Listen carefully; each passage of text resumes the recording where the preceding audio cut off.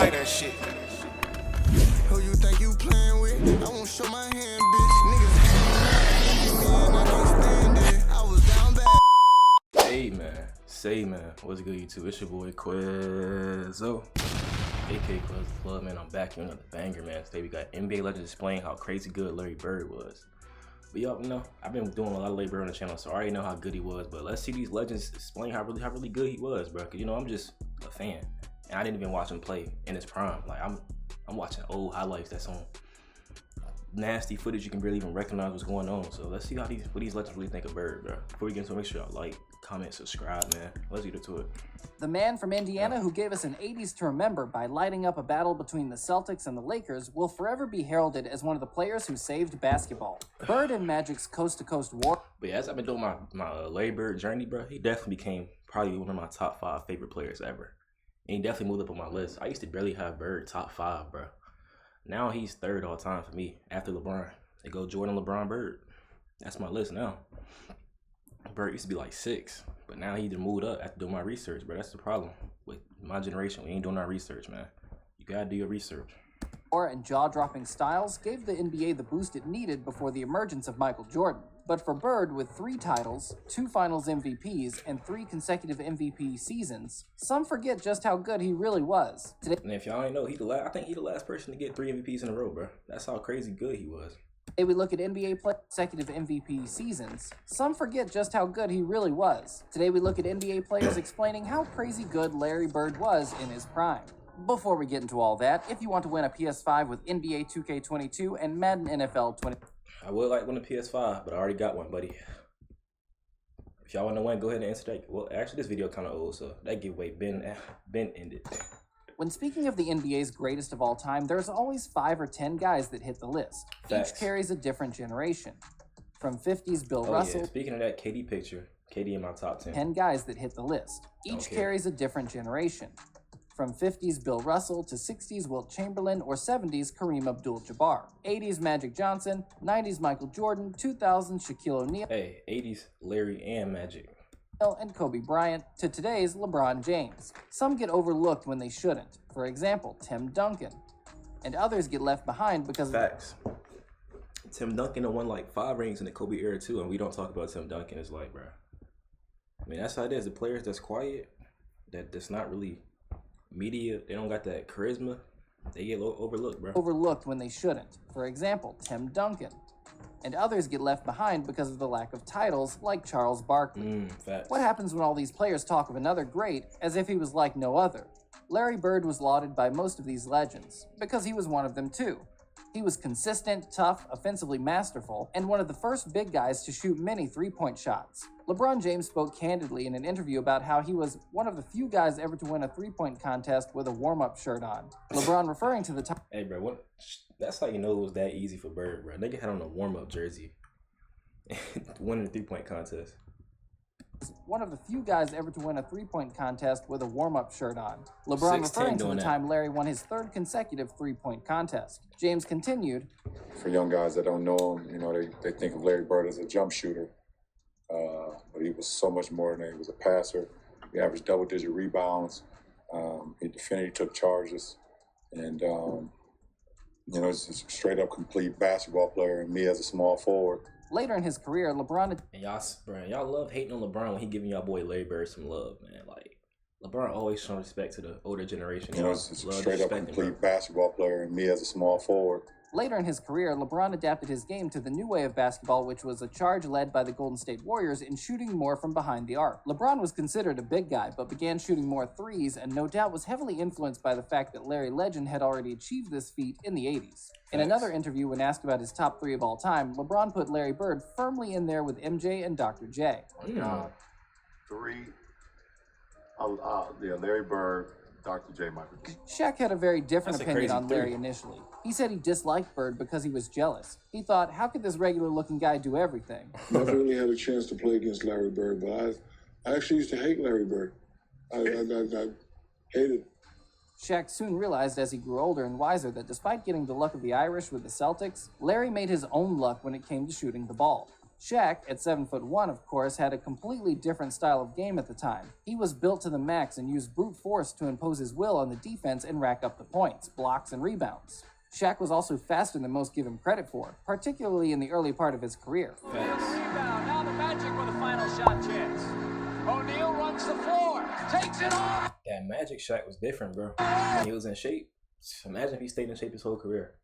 Shaq would definitely be the greatest player ever if he stayed in shape his whole career. Bird was notoriously slow, which was all the more testament to his skill set, but his basketball IQ was just on a different planet. Facts. He once sank a shot from behind the backboard, which O'Neal chalked down to a fluke following a bet with his friend.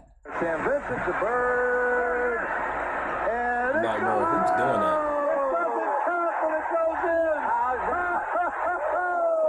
I've seen everything. Shaq never really got the chance to play against Larry Bird, which is unfortunate, because I don't think it would have taken him so long to recognize greatness. On the other hand, six-time NBA champion Kareem Abdul-Jabbar battled Bird on numerous occasions while playing with the Showtime Lakers. Bird got the better of him in the 1984 finals, and took another two in a decade that was largely dominated by the purple and gold. Kareem spoke about how Larry might have been the best he had played against, and said, how good was Michael Bird? Jordan. I don't think people don't look at him and think, yeah, oh, they he's a say, white oh, guy, he's slow guy. The chubby white guy, he wore us out, man. It's crazy to think about, like, you look at how Larry Bird built, there's no way he should be that good, bro. Oh, he's a white guy, slow guy. The chubby white guy, he wore us out, man. You know, because he just, this muscle here, the one between his ears, Yeah. that was his best, you know, because he made the three-pointers and he had assists and rebounded, steals. He was always at the right place at the right time on the court. You know, one of the great players, you know, I had the opportunity to play against. 11-time All-Star Charles Barkley, a regular season MVP during a star-filled 90s, was once asked, "Are you better than Bird?" And he took a long pause before answering, which is very telling. Am I better than Bird? Oh man, that's a great question. Most great players respond immediately with how they think they're the best, because you have to have that kind of mentality in order to get to the top. Instead, Barkley answered, I'm a better rebounder. I'm probably a better defender. He's a better shooter, obviously. You know, a lot of people talk about who's better. But you have to think, you have to have that mentality. No, you know. I think, you know, it's a team game. How y'all feel about that? Do y'all think Barkley better than Bird? I mean, I think Bird better than Barkley, but I mean, a lot of people got different opinions, bro. And they like different styles of basketball. The way Charles played, I mean, it was aggressive, so. I think, you know, it's a team game. I think deep down he knew that Bird was a better player. And for like he was trying his hardest not to say Bird was better. I'm like, bro, Charles just said he was better than you, bro. I think, you know, it's a team game. I think deep down he knew that Bird was a better player. And for someone as good as Chuck to be stumped like that in an interview shows you how heavy the weight of Larry Bird's legacy was. Former teammate Kevin McHale also references how unreal Bird was to play with, claiming the Sixth Man of the Year award twice, along with 7 All-Star appearances. His story of a specific Detroit... Sixth Man of the Year twice? I ain't know Bird was... McHale was coming off the bench that much. I thought Bird was like a full-time starter. The game is fascinating. There was a bit of time left on the clock, and we had beaten Detroit, and I just scored 56, and I'm walking off the court, and Larry said, "Where are you going?" I said, "I'm done." I said, "I'm exhausted. I'm tired." Larry goes, "Don't do it, man. Because when I get that hot, I'm not coming out of the game." A week later, he got that hot. He looked at me at about 50 points, and he looked at me and said, "I told you." The pair would go on to win 3. What's crazy, I literally just reacted to this video, and people were just telling me about this in the comments, that McHale dropped 56 or the game before or the week before. I'm like, bro, that's crazy.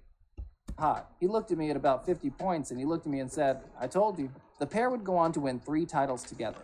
And McHale would continue to tell stories that live on in Celtics folklore forevermore. A highlight being a throwback from Bird's brutal trash talk at a game in Phoenix. We have a play, out-of-bounds play, I'm taking it out, and Larry says, "I'm going to bust off the play, and I'm just going to come out, and I'm going to shoot a 3, and I'm like, "We're down 2. I'm like, "No, don't do that." I'm like, "Let's shoot a 2, please. Go to the hole, try to get fouled. Let's just get into overtime, see if we can't win this game."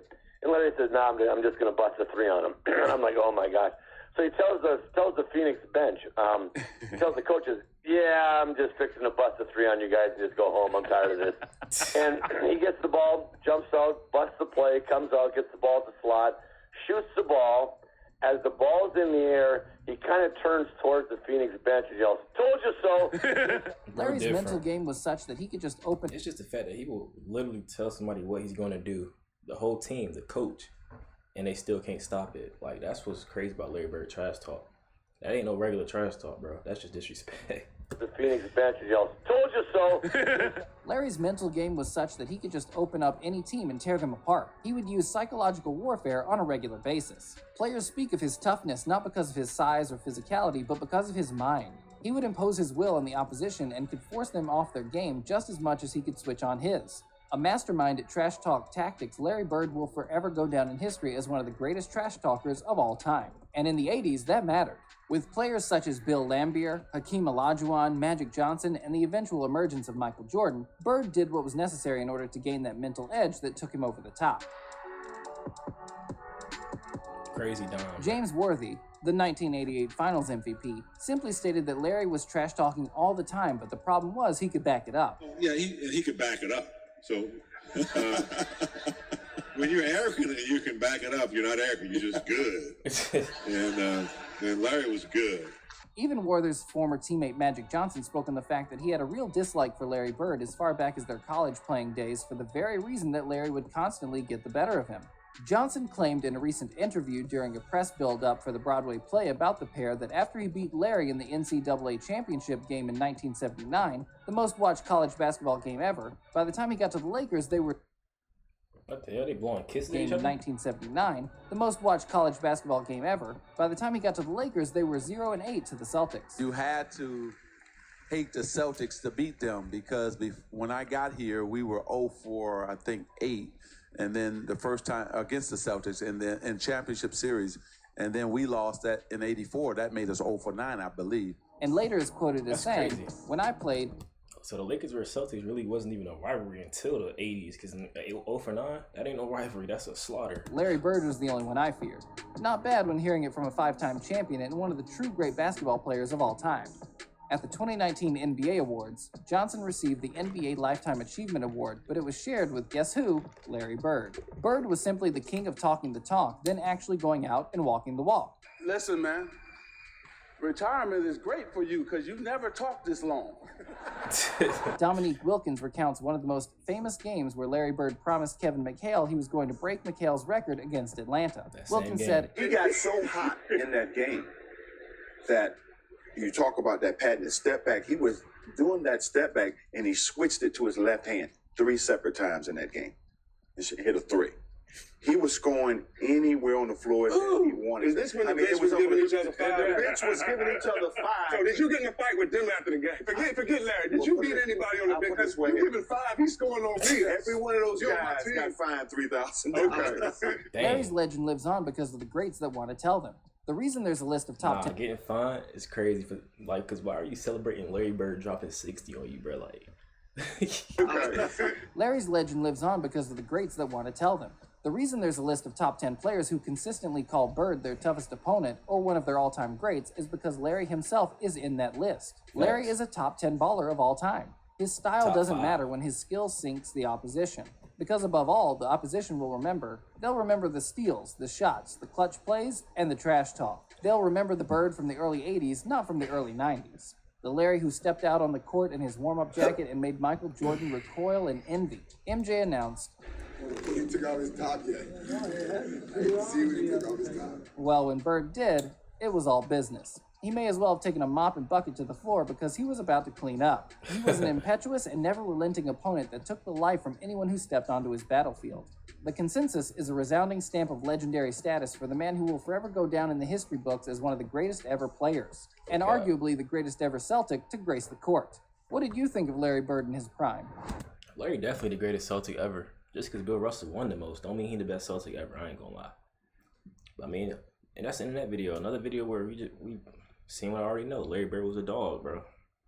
Definitely underrated, man. One of the most underrated players ever, bro. It's crazy how much he gets slept on, bro. I be seeing these podcasts today. People talking about he wasn't good. He was only good because of that era. I'm like, bro, people just be chatting. I ain't gonna lie, but man, like, comment, subscribe, man. Let me know